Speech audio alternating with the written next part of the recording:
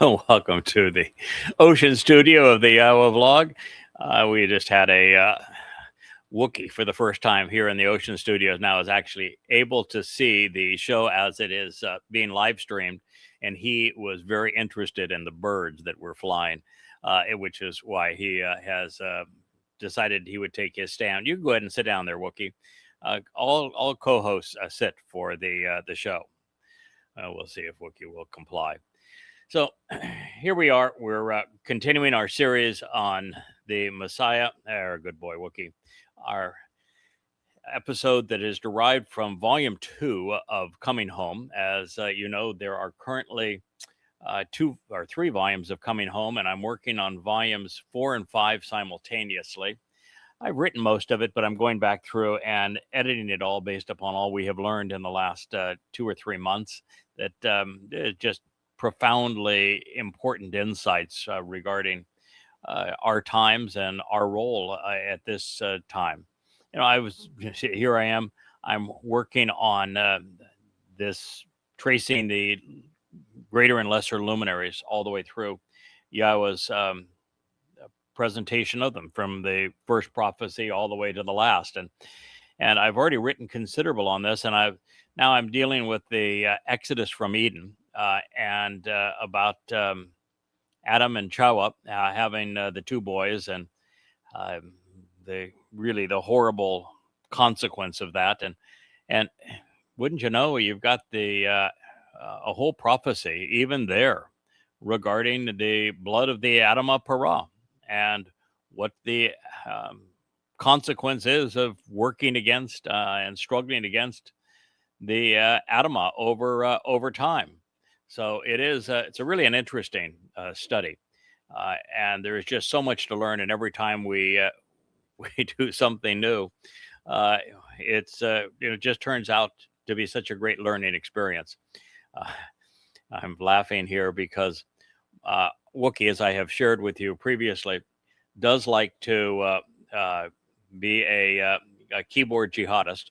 He will add considerable to any book that I'm writing as he walks across the keyboard. But we have attempted to thwart him by we have covers for a bunch of things here, and we put covers over the keyboards to the 2 laptops that are in front of me here. So we're hoping that we have thwarted the keyboard jihad here for this program. All right, so we're going to return to where we were in our last program on Masiach.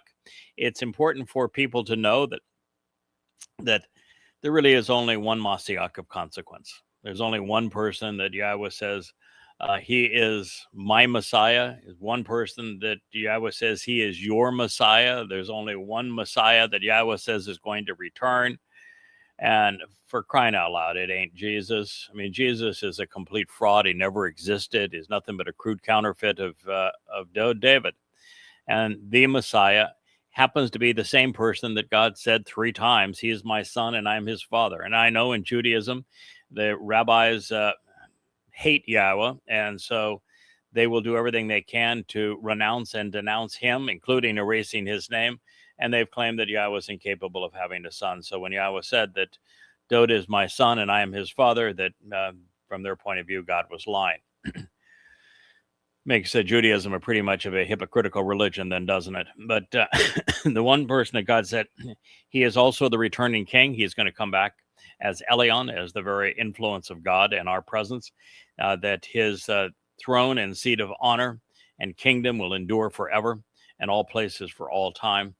These are all statements that were made of Dowd. In fact, in the 89th Mizmor and elsewhere, Yahweh said that he established the covenant through Dowd, which means that Dowd fulfilled the spring Mikre, Pesach Matsah and Bikuwrym, because they deliver the benefits of the covenant, eternal life, a removal of our guilt, and also our adoption into the covenant family, along with our enrichment and our empowerment.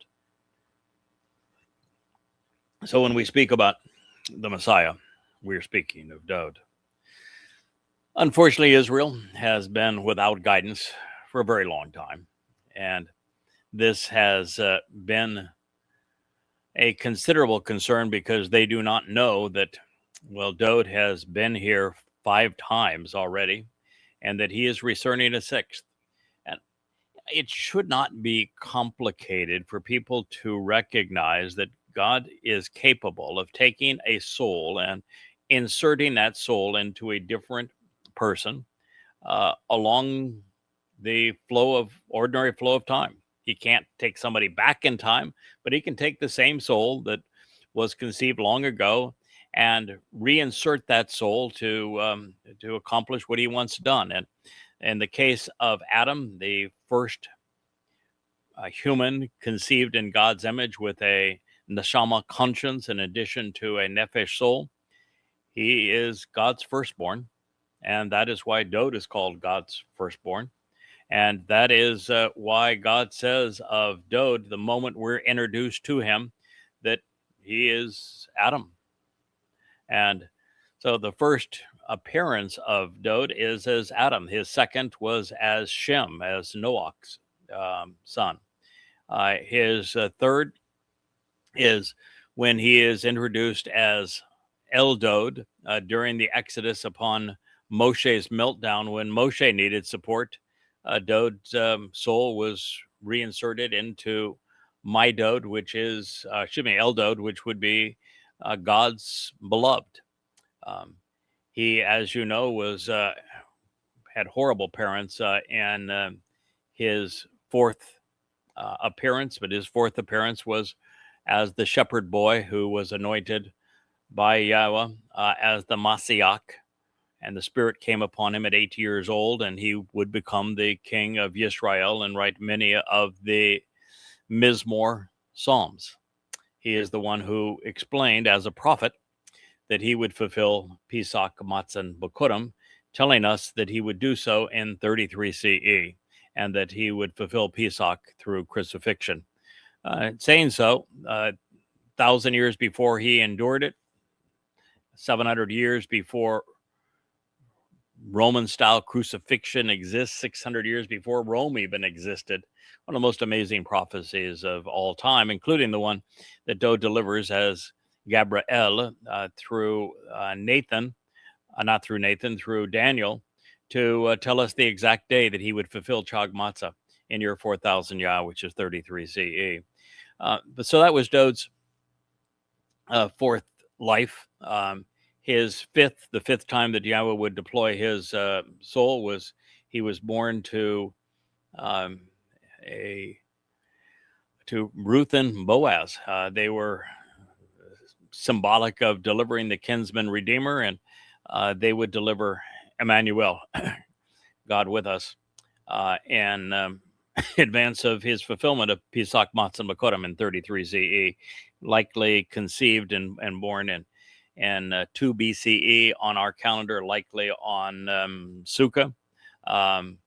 And so that was the fifth iteration of Dowd. And the sixth and final will be when he returns as King of the Universe on Yom Kippurym in year 6000 Yah 2033.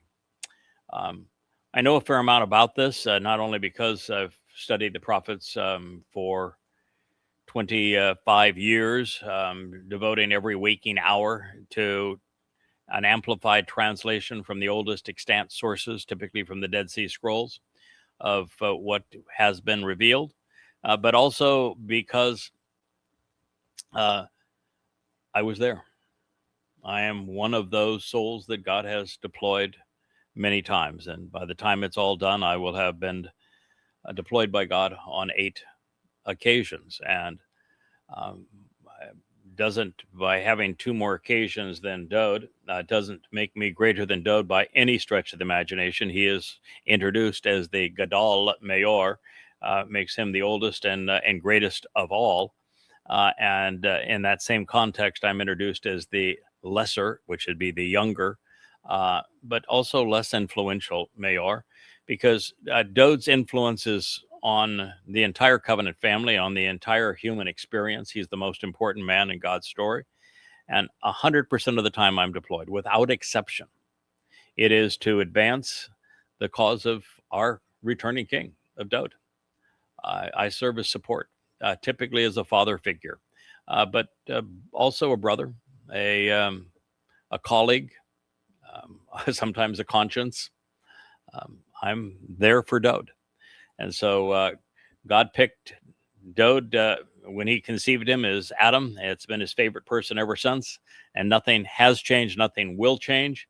And when I came along as Chinook, I befriended Adam as Dowd, and made a tremendous difference in the last 300 years of his life, and served as his father. When he was born as Shem, I was Noach. Been doing this for a very long time. God and I have a 5,400-year relationship, and for those that are uncomfortable hearing that, and hearing that we had an arrangement where my wife, way back in the days that I was Chinook 5,400 years ago, is the same woman that I'm married to today. We have been best friends and colleagues, and have served our beloved Son, our King, our Messiah, our Savior, ever since. So it is it's a long story, and again, my job is to tell you what I learn, how I have been able to do it, how it plays out in your life, why it's important to you, and what it means for you. And in this case, what it means for you is to pay attention to Dowd, appreciate what he has done. He fulfilled Pesach Matsah and Bikuwrym. He told you all about it. And unless you capitalize on what he has done in collaboration with Yahowah, there is no salvation. All of our opportunity for us to know Yahowah and engage in a relationship with him is possible because of what Dowd has done. And my role is to make certain that you are aware of it. You're aware that Jesus is a crude counterfeit of him, and most of the things said about Jesus are identity theft and replacement theology stolen from Dowd. So now as we move forward and we look forward to the sixth and final life of Dowd, which will be eternal, we find that it concludes with his, or begins, I should say, with his return and restoration of Yisra'el on Yom Kippurym in 2033, October 2nd of 2033. If you go to the YadaYah.com website, you will find a ticker, a countdown clock that tells you exactly how many days exist between now and the time that the Messiah, Savior, King, Dowd, as Elyah, as the influence of God, returns with Yahowah on Yom Kippurym. We'll tell you exactly how many days that is. We'll also tell you when the time of Israel's troubles ends, and when the sacrifice of the Adam of Parah commences. We will tell you when the Shabuwah harvest will take place, right to the day, the hour, the minute, as well as the beginning of Israel's troubles, which is this Shabuwah, May 22nd of 2026. So this text reads, therefore, the children of Yisrael will return, and they're going to be restored. The return of the children of Yisrael commences at the end of the time of Israel's troubles. That time is 7 years. It begins on the 22nd of May of this year. It ends 7 years thereafter, which will be on Towrah, the 23rd and 24th of September in 2033. That is when God is facilitating the return of Yisrael, and that return of Yisrael is facilitated for miraculously, because God is bringing the mortal remnant of Yisrael from around the world, the night of Towrah, into Jerusalem to surround the Temple Mount, which, by the way, will no longer have the Dome of the Rock or Alaska Mosque, and it will have a replica of the tent of the restoring witness on it. And there will actually be a return of the original Ark of the Covenant with its mercy seat. It will be there. And the 10 instructions that were written on the 2 tablets of stone will be there. There'll be an original autograph of the Torah on display there. And also there will be the altar and I don't know if it'll be a replica or the original one that Solomon had commissioned long ago. But there will be an altar, and that's where the sacrifice of the Adam of Parah will take place on this day, which facilitates the return of Yisrael. So therefore, the children of Yisrael, the sons who engage and endure with God, will return, and they will be restored. Shuwb.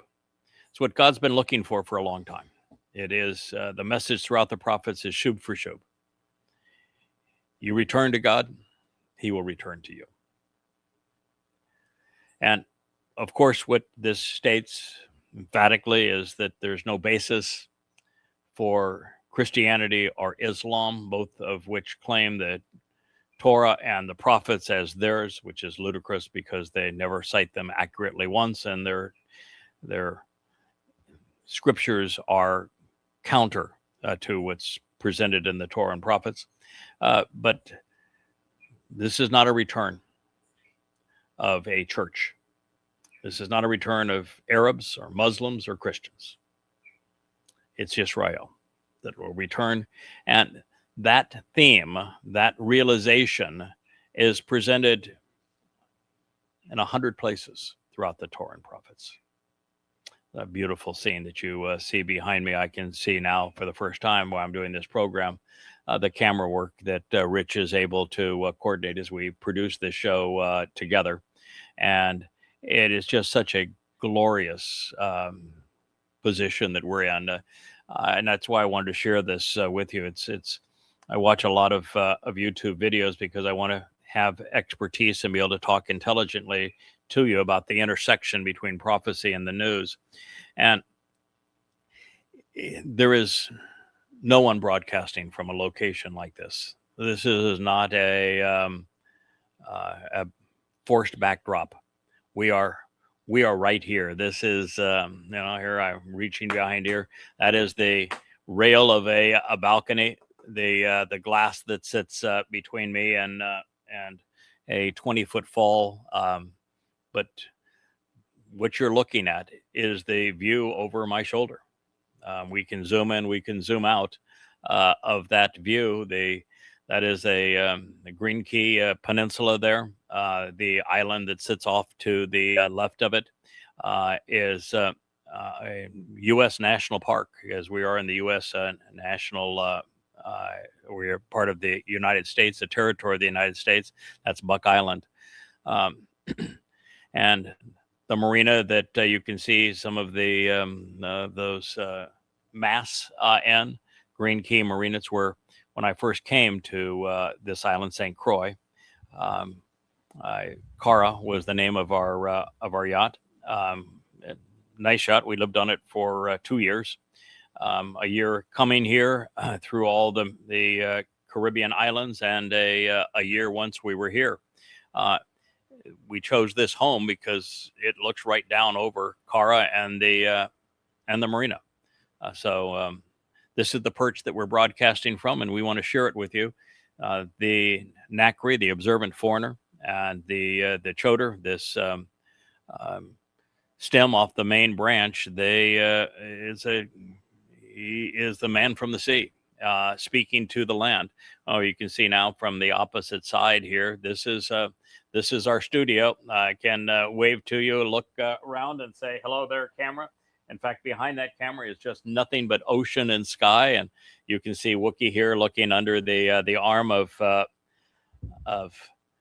our introvert man. It's pushing people away, is why we have introvert man here. But this is our home. This is our perch in front of the sea. So continuing with the text, it reads, "Then they will seek to be with Yahowah." So they're going to return. Yisrael is going to return, and they're going to seek to be with Yahowah, their God. Now that is something that we have made possible because I've written these books that you can see behind me here over my left shoulder under the Yada Yahowah series. 35 of them, be 40, I think, by the time we're done. And they direct Yisrael back to Yahweh. They reintroduce the world to Yahweh's name. So seeking to be with Yahweh and returning to Yahweh, the very concept that you have to return because you've distanced yourself from him. Israel has estranged themselves from Yahweh for the past 3,400 years. These are concepts that were first introduced in the series of books that sit behind me, the Yada Yahowah series. And it's important for you to know that. And Yahweh's name was introduced there for the first time in 2,500 years, along with proof as to how it is properly pronounced. But this doesn't just end with Yahweh's name. It ends by telling you that and affirming here that my role is not just to reintroduce Yahweh's name. It's not just to cause Israel to come back home, to return.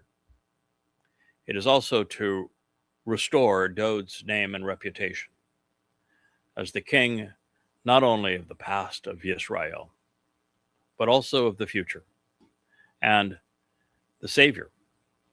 So this says, then they will seek to be with Yahweh, their God, and with Dowd, their king.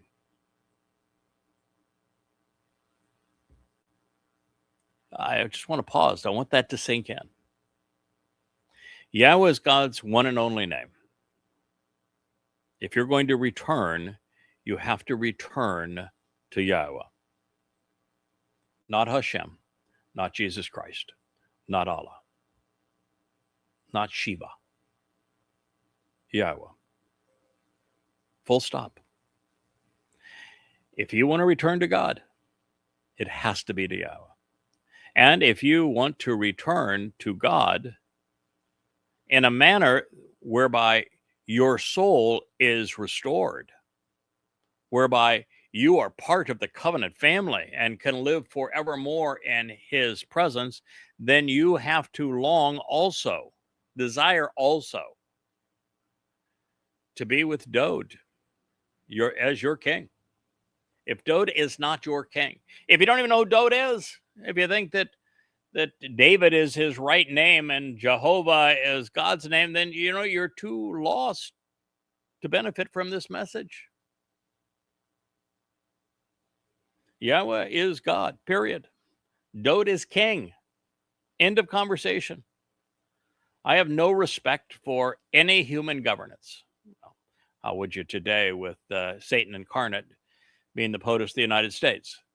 But the fact is that I have never respected human authority. But I'll tell you what, I make an exception with Dowd. Dowd is sovereign of the world. If you're uncomfortable with that, if you want to assign that to somebody else, then go away. You are not going to be welcome in God's presence. So, in this same text, we learned just and had it affirmed to us yesterday and the day before that the governing and educational document of hereafter is Yada Yahowah. God's all in. He's saying that in the end, man's not going to teach mankind anymore. Instead, it's going to be through Yada Yahowah, which is the name of these books that I have written on your behalf. And here we're told that the children of Yisrael are going to return and they're going to be restored. It is the children of Yisrael, the descendants. There we go. It's presented right there. There's three of many, many, many of them. A beautiful animation. Thank you very much. So because of Yada Yahowah and this Yahowah Blog, there will be Yisraelites who are going to Shuwb, are going to return. It is assured. It will happen.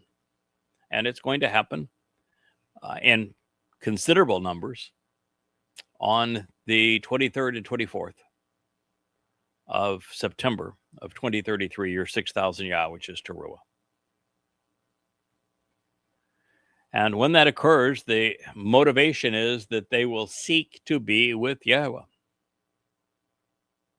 their God, and with Dowd, their king. And they will revere, they will show profound respect for the awe-inspiring nature of Yahuwah, for his good nature and abundant generosity, for his attractive and beneficial qualities, for being fair, moral, joyous, and pleasing. Because this is going to occur in the last days.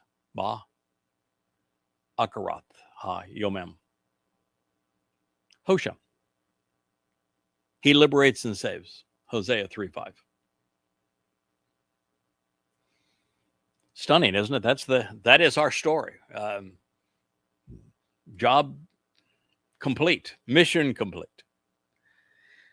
And there's not only this recognition here that the prophet Howsha would say that when Israel finally returns, and now we know it's in the last days, which is what I've told you, that we're dealing with Towrah in 2033, that not only is that going to occur, and it's going to be Israel that returns, not only do we know that Israel is going to return to Yahuwah, and that they're going to show profound respect for Yahuwah, which heretofore hasn't been possible, not for a single moment in the last 2,500 years until I began to write the Yada Yahowah series, the library, yadayah.com, if you want to read them. But we know that Yahweh is returning with Dowd, who is sovereign king. There's also another aspect of this which is important to me. I hope it resonates with you. Yes, Yahweh is God, and God's a big deal. If you're going to have a title, I would say that's probably the top title in the universe is God. It means you were the creator of this six-dimensional universe that we can perceive aspects of that stretches out over 96 billion light years, contains at least 2 trillion galaxies, some of them with as many as 1 trillion stars in a galaxy, and conceived life here on this planet, authored the Towrah. It's a pretty impressive resume, actually. But I'm here to tell you,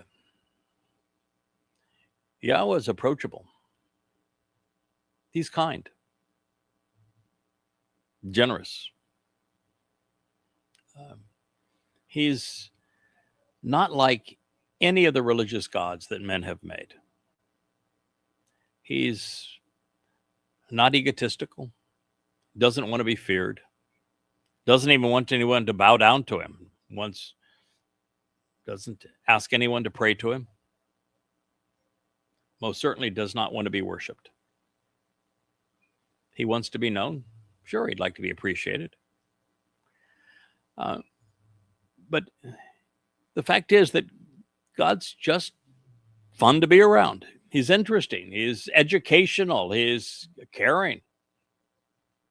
One of the most wonderful of all attributes is that he's trustworthy. He's reliable. Now, things that God is not, he's not omnipresent. In fact, in this universe that we're in right now, he's not present at all. So not only isn't he omnipresent, he's not present. You say, wait a minute, how's that? Well, wait a minute. All religions have God as omnipresent. Well, if he was omnipresent, then that might as well be God right there. Dog is God backwards. That might be God there too. No. Omnipresent would mean God is in everything, and therefore he would be the antithesis of how he presents himself. He presents himself as set apart. And if God was in everything and part of everything, then he would be essentially rendered nothing more than the universe itself. And therefore, he is not a living being, but a just massive combination of particles. He is the universe he created. That would be absurd. God is not omnipresent. He's not even present. What God mean by that is God said that he was going to spend the time between the moment that Israel rejected him, his people rejected him, and told him to go away and shut up. They didn't want to see him or hear from him again, which was 3,450 years ago. And the time they return, he's spending that in the seventh dimension. And as a seven-dimensional being, he can't enter our three-dimensional realm. All he can do is to interact with us is through his words, which we're sharing here, spoken through his prophets. He can manifest an aspect of his nature through fire and light to show that this is representative of who he is. He can be a booming voice, but he was told the last time he tried that and never do it again, and he agreed that he wouldn't. He can convey his intent through implements like the Malach, the spiritual and heavenly implements. He has a soul that he can use as an avatar to place into a physical being to convey an aspect of his nature and enjoy a meal with us, that sort of thing. But what you're witnessing in his soul being projected through a physical being is not even 1 billionth of a billionth of a trillionth of God. There's an infinite increase in size, mass, energy, capability, wherewithal each time you go up in dimensions, and he's past our third, fourth, fifth, sixth, and seventh. The other thing is God's not omniscient. He doesn't know all, doesn't want to know all. And it's obvious. There's times where he says, I know this, I've heard it. And he says, you'll ask questions. Where are you? And he doesn't want to know everything. If he knew everything, there wouldn't be any purpose to life. There'd be no purpose to a relationship. There'd be no purpose to any of this if he knew how it was all going to end. Now, on the big picture, he has put a plan in place, and he has, because he is equivalent to light, and on a photon of light, as light, you can witness the future, even in the past, and report back what you've seen. And so he has told us how it's all going to turn out. He does it for two reasons. One is when what he says is going to happen occurs as he said it would, we know we can trust what he has revealed. And also when he reports things in the past, like 14 billion years ago with creation, and he lays it out as it occurred 14 billion years ago in the proper time frame, because a being at creation as the creator would experience the 14 billion years that we have. We can't witness all of that from the earth because the earth's only been here for 4.5 billion years. So earth time is only 4.5 billion of the 14 billion years.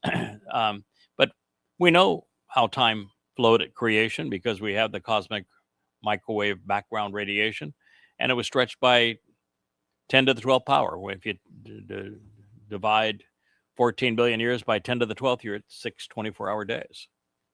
Everything that God said is accurate, which means that we can trust him when he tells us what's going to happen in the future and how he's offering an opportunity for us to be part of his family. But God created a mechanism where he specifically would not know. Because Dowd, our king, on Matzah in year 4000 Yah, 33 CE, carried our guilt, past, present, and future, away and deposited it in Sheol, which is the equivalent of a black hole, never to be seen again. So God can't see anything that I've ever done wrong or will do wrong. God can't even see it. It's not there anymore. It's the beauty of his plan of reconciliation and how he went about doing it through his beloved son, Dowd, which is why we should respect him for going into Sheol to carry away our guilt. But yeah, there's lots of things. And God's not tormented with the everyday machinations of humankind. It would be just so utterly disappointing for him. What God found out very early on, the reason he regretted creating man wasn't because of what happened in the garden. In fact, he didn't give up on Adam at all. He did give up on Shabuwah, but he did not give up on Adam. The experience outside of the garden was God didn't want to have a failure to launch. He wanted to give that soul, which became Dowd, every opportunity to grow, to be able to prove himself, to show that he could be observant, that he could engage, that he could be thoughtful, that he could be responsive, and that when he tripped and fell, he could get back up again. And so he didn't give up on Adam, who became Dowd, and he would work with him again through the Noach experience. But the reason that God regretted creating humankind is because, while individually we have potential, not often, but sometimes, collectively, we're always bad. Humans collectively are rotten. Study the history of civilization, every civilization. They go to war with their neighbors, they slave their neighbors. You have one person that acts as king. He's the only one with free will. Everybody else is subject to him. The clerics create religions to empower the king, and then the king grants privileges to the clerics of that religion, and they terrorize anyone who doesn't capitulate to them. And the caste economic system has existed throughout time, where there is no upward mobility for anyone. Humankind, we're tyrants collectively. And the same thing is true not only with civilizations, but with countries and with institutions and with all religions. Look at Islam. Within 100 years of the time it was created, they had eliminated a third of the Earth's population. Can you imagine that? And in 100 years of the time that a religion is created, the Earth loses 1/3 of its human souls. 200 million people dead. So God's not fond of collectivized man. When people support communism and Marxism, which is the collectivization of humankind, all it does is bring out the worst in us. More powerful a nation becomes, the worse it becomes. Look at what happened with Rome, and now look what happened to the United States. Collectivization is a very, very bad thing. And the reason that God gave up on humankind is he saw fallen man. The phalim means fallen man, outside of the garden, and what mankind did when they were given a neshama, the ability to think rationally. We became obnoxious, and that many of us together is awful. So God's not trying to save everyone. He would be delighted to. He was happy with the 8 souls aboard the ark. He was happy with just Adam in the garden. So you need to know the number of people that are going to benefit are going to be few. God quantifies it to some extent in the second statement that he etched in stone that says that the recipients of his mercy will be thousands. And thousands amongst billions is 1 in a million. And frankly, I don't think the odds are nearly that good.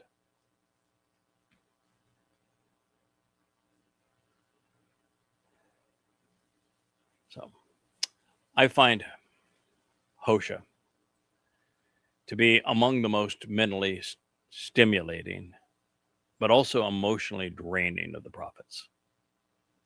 By far the most brilliant of the prophets is Isaiah. When Dowd is really on his game and inspired, Dowd is brilliant as well. Moshe's summation of God's presentation of the Towrah and Verbatim is mentally acute too. So there are numbers, and you read Yoel, it's brilliantly written. You read Yirmiyah, also exceedingly intelligent. And some of the prophets are equal parts intellectual and emotional.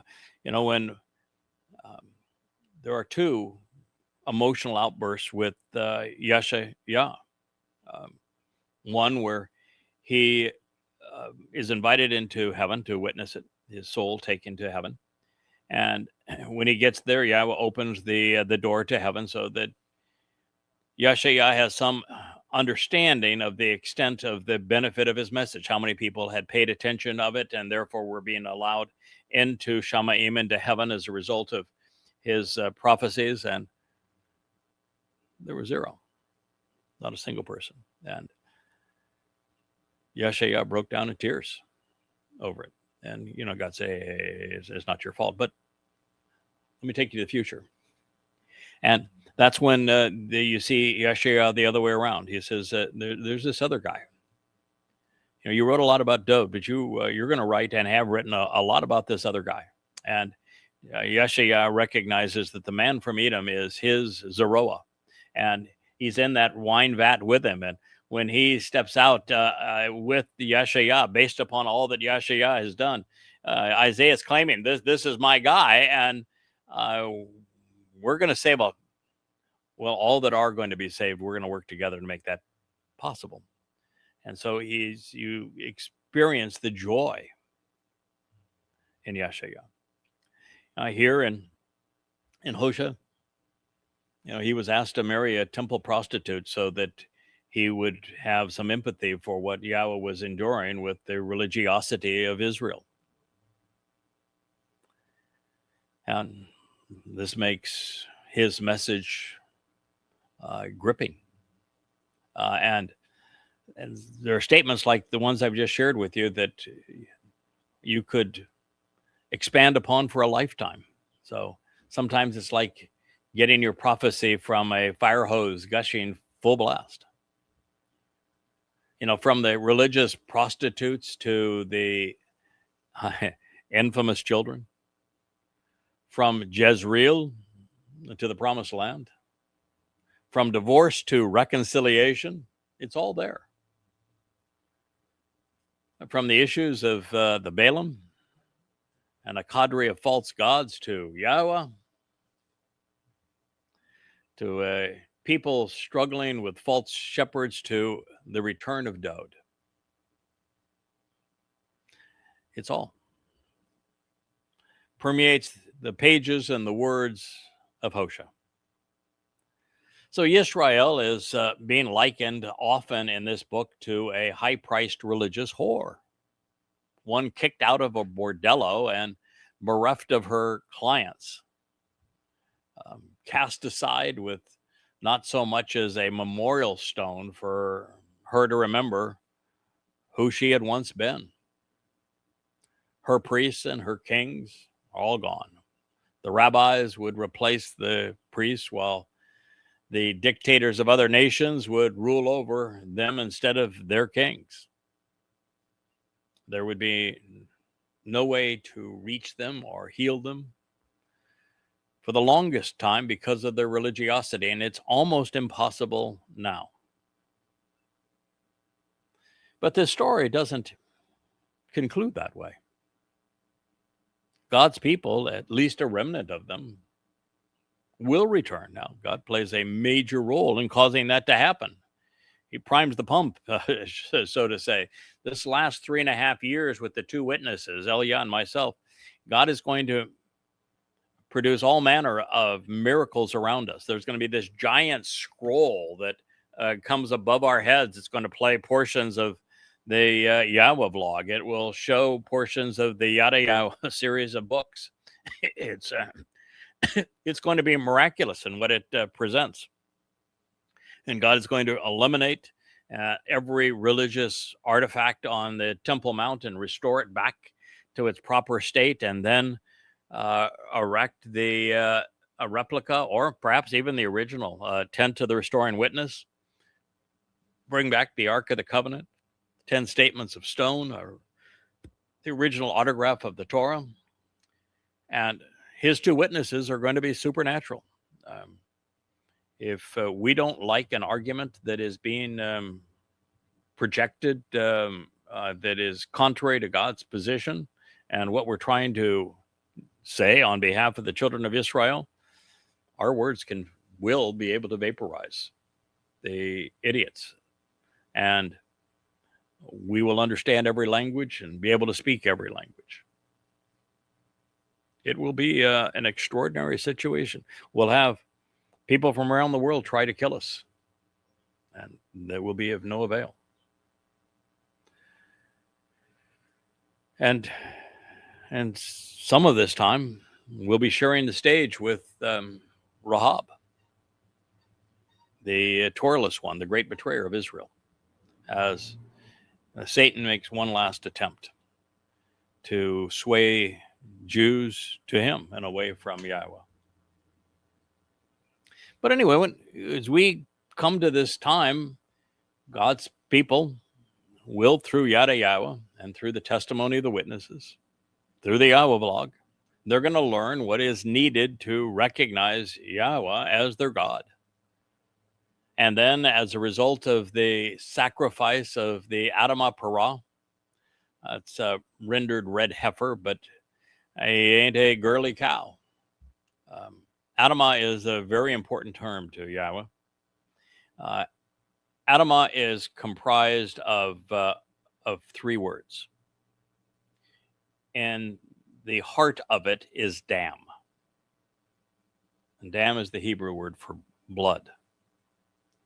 And blood plays a very important role because there are 2 men who shed their blood for the benefit of the children of Yisrael. It's a purging influence on the soul pursuant to ridding the soul of religious and political guilt. Dowd did it on Pesach, I will do it on Towrah. You expand from dam, Daleth Mem, you add 1 letter, the Aleph. The Aleph was drawn as a ram's head and a bull's head.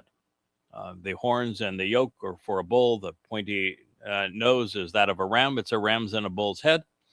It is the ram who sacrificed his physical body on Pesach. It was Dowd.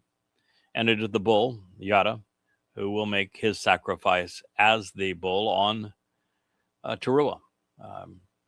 The next, so you have with the ram and bull's head, in addition to dam, you have Adam, which means man. And the first man is Dowd, this ram.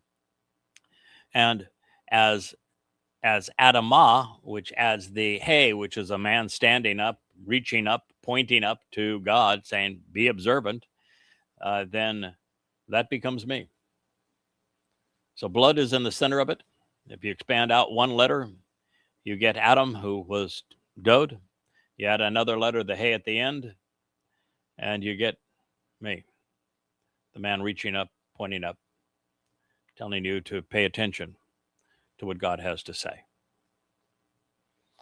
That is the Adamah, and the Parah adds the same hey to the end of par bull. Par bull is pei, which is the mouth. He's going to be a very vocal individual. The rosh is the R, and that is an observant, thoughtful man, a man that observes and listens and then speaks. After pondering the implications of those words, was drawn as a head in that way. And the H, ha, at the end makes that bull that is sacrificed a man, the same man that you see in Adamah standing at the end of that name. That's God's plan. That's what he is going to do on Towrah on behalf of this mortal remnant of Yisrael who arrives in the last days so that they're purged of their religious guilt, cleansed and prepared for what we've just read. Yahweh's return as God with Dowd as king. This is the story. It's consistent all the way through.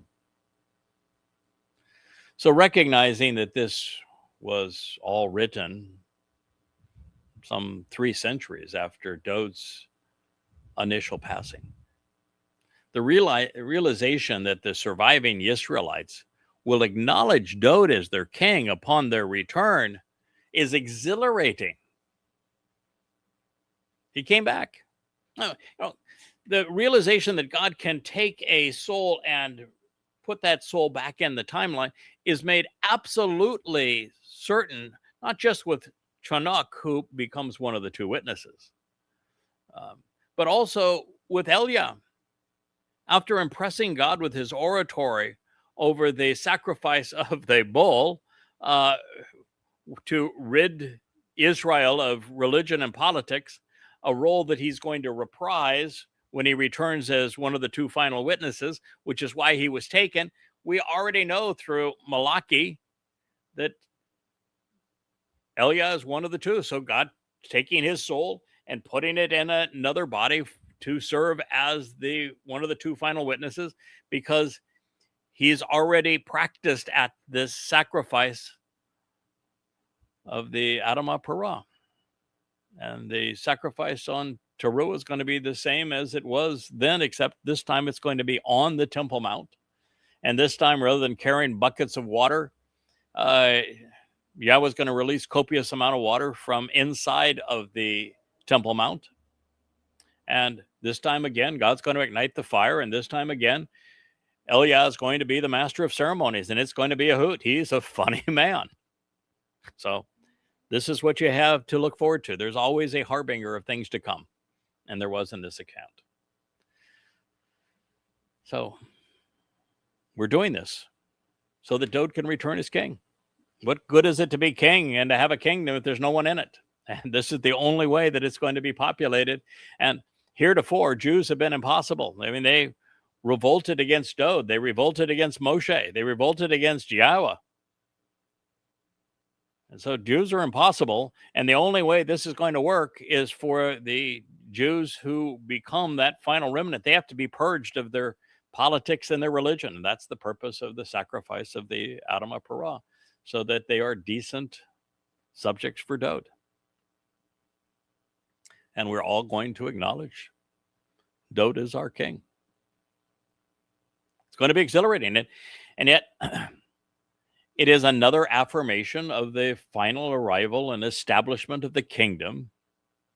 And this leaves Maimonides looking like a nincompoop for not recognizing it will occur. It's throughout the prophets. It's obvious.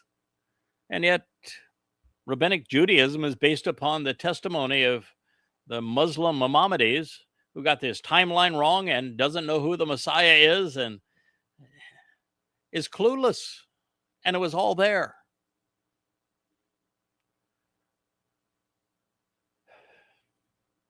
In 721 BCE, shortly after these words were addressed to the children of Yisrael, the Assyrian army captured the Yisraelite capital at Samaria, slaughtered a bunch of Yehudim, Yisraelites.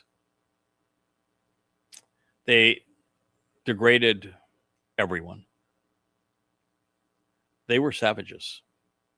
They not only enslaved most, they marched them naked with metal rings that were punched through their noses as they walked them into captivity. Yahuwdah would survive that onslaught because Hezekiah rid the tiny remaining kingdom of all religious idols, and then returned to Yah by observing Pesach Matsah and Bikuwrym in accordance with the Towrah. And so when the Assyrians returned with 185,000 of the world's most capable warriors, some 40 times what Israel experienced during Alaska flood on October 7th of 23.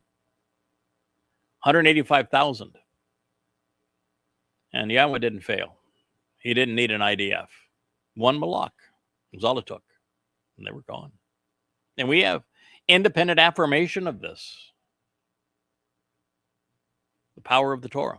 Power of returning to Yahweh. Of course, it lasted 2 weeks, and they were back to their old ways because Jews prefer religion to a relationship, and that has to end for the return to take place. The temple sacrifices that were associated with the Mikre all haven't been performed in Yahuwdah since 70 CE, when the Romans destroyed it. And fortunately, the ultimate sacrifice was made by Dowd in 33 CE, fulfilling Passover, unyeasted bread, and first fruits. And although Dowd provided us with an eyewitness account, most Yisraelites have rejected his commitment to save them. If Yisraelites, even Goyim for that matter, want to know why so many have died, estranged from Yahweh, and as a result have been kept out of heaven, the truth is being laid out before our eyes. God's instructions are straightforward, and they are consistent and unambiguous. So after telling us that a final remnant of Yisrael is going to return, and that they're going to return to Yahweh as their God and Dowd as their king, and they're going to have enormous respect as a result of this, we're told that the best advice God can give to us is to listen to the word of Yahweh, to Shama Debar Yahweh. Boy, what a powerful 3 words. Shama, written in the call imperative, literal interpretation as an expression of volition in the second person. So you should choose to listen. Shama. To the word, the Debar, the statements and the communications of Yahweh. Not to the Lord, not to Hashem, not to the rabbis, not to Jesus, not to Allah, not to a church. You should choose of your own volition to listen to the word of Yahweh. Not to pray, not to speak, not to worship, not to bow down, not to be religious. You should choose to listen to the word of Yahweh. Now, how would you do that? Exactly what we're doing now.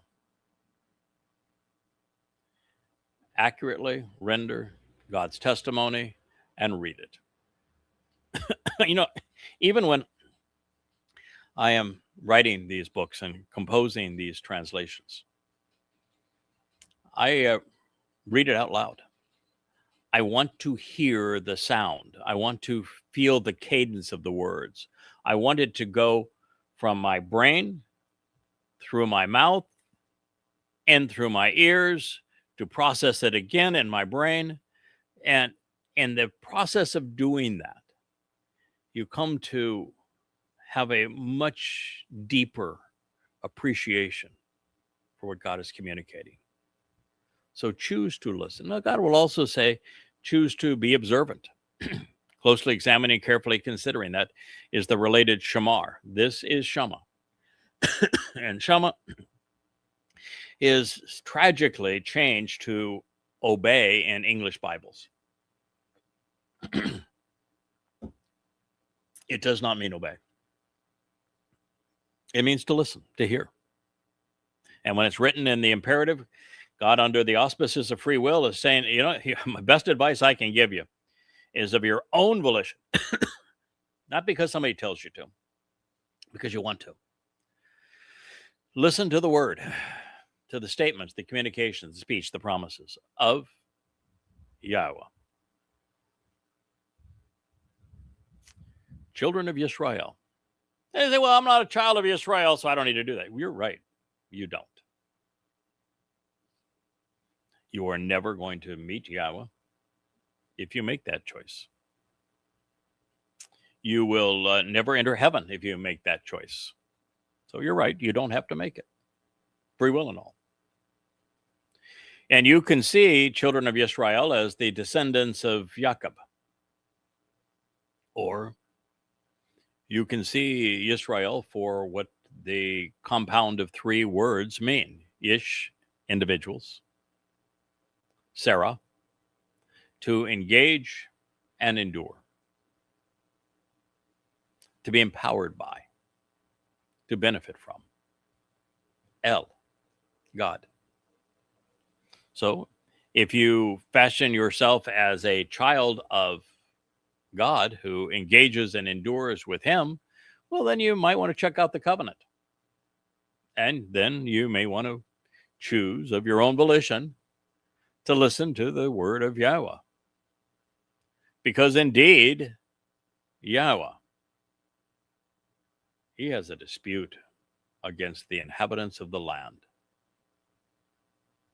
He is differentiating now between the children of Yisrael, those who engage and endure with God, and those living in Israel. I would too. You have 25% of Yisraelites, that Israeli citizens today, who are Marxists, want nothing to do with God. They are collectivized man, which is the worst of man. You have 20 to 25% of Israelis today are ultra-Orthodox, some 20% Haredim, and they're the walking plague. They are the Black Death. They're far worse than parasites.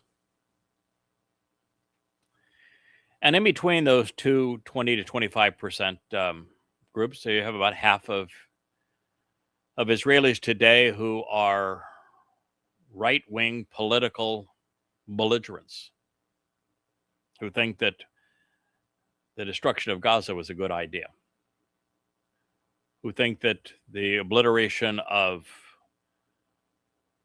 Lebanon is appropriate, who think that their second war against Iran was a good idea, who think that they should be leagued with America in fighting wars,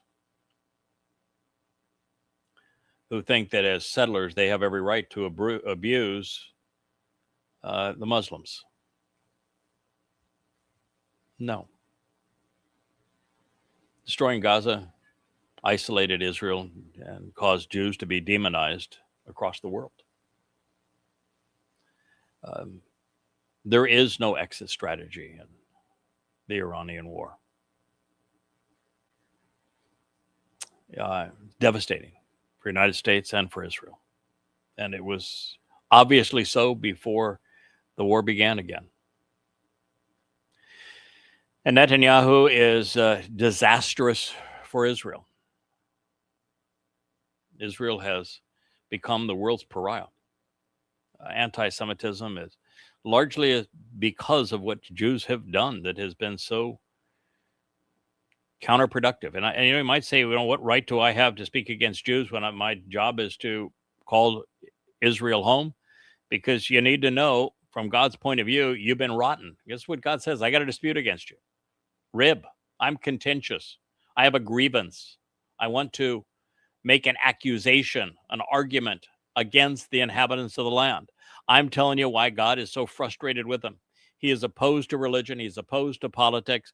And you got 99% of Jews who are either overtly religious or overtly political.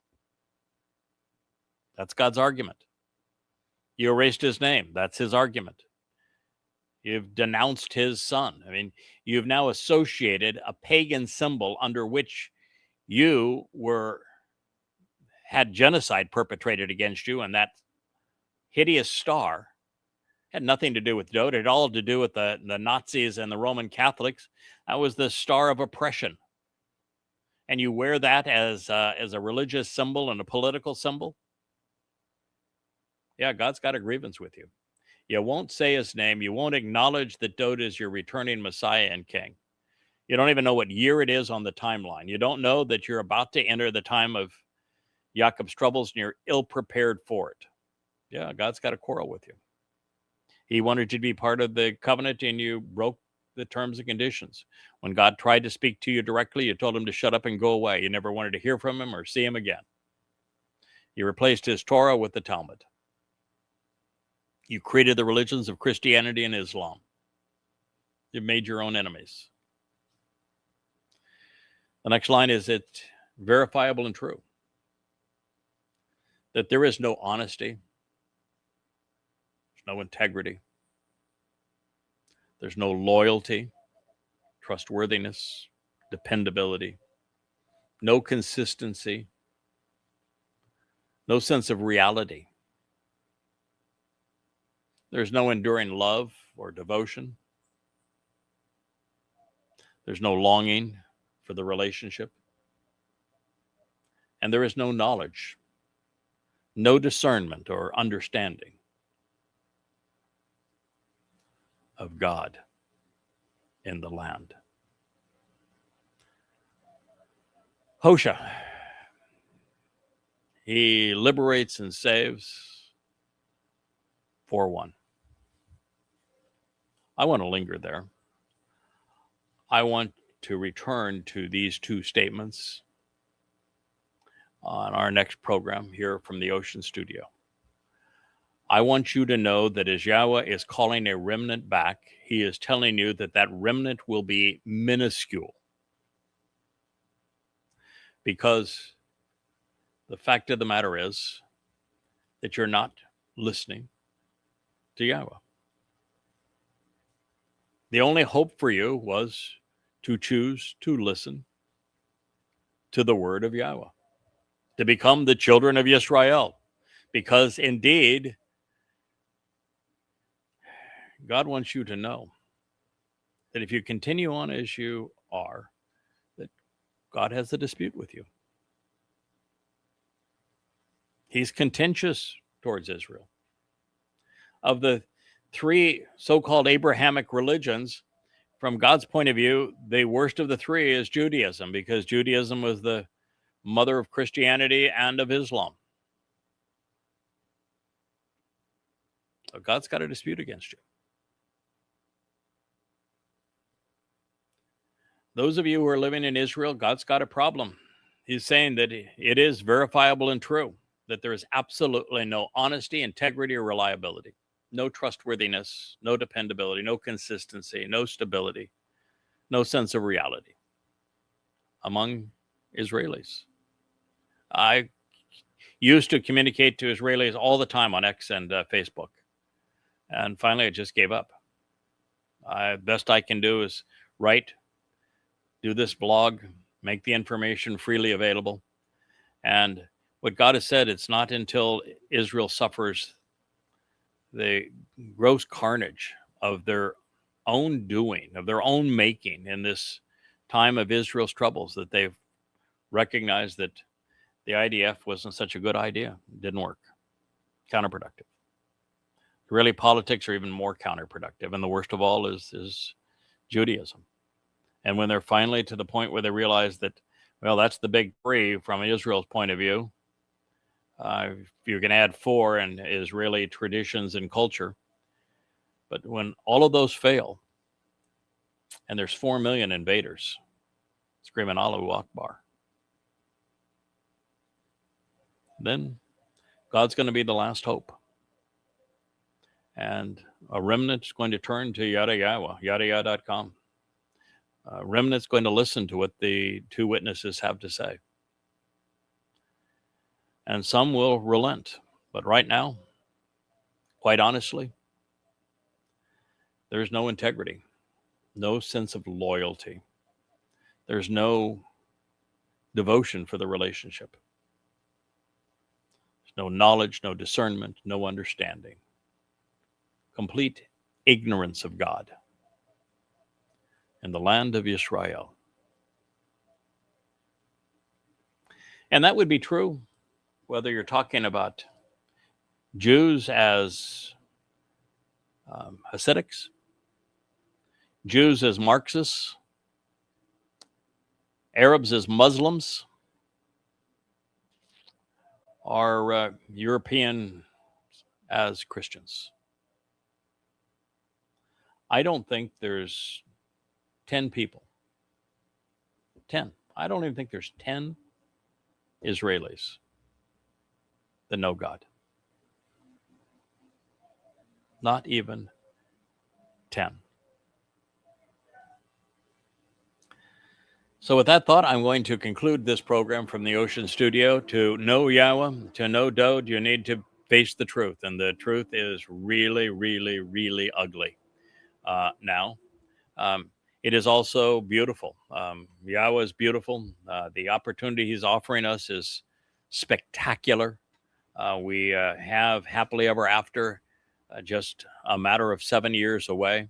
I've shared on these programs all that God's going to do to make that possible, but you need to know that it's going to be impossible for the overwhelming preponderance of you, because you're pretending to be smart and you're just really stupid when it comes to God. All of you who are religious are antagonizing God. All of you who pray to him, who worship him, who bow down to him, and who read texts other than the Torah and prophets, like the Talmud, the New Testament, or the Quran, all you're doing is antagonizing him. And you are ignorant of him. That isn't my opinion. It's God's conclusion. It is a matter of fact. And until that changes, you're not returning. That's why we have 7 years left. I hope you listen. Thanks so much. Hey there, thanks for tuning in. That was Fetch. Gotta run now. Catch y'all on our next podcast.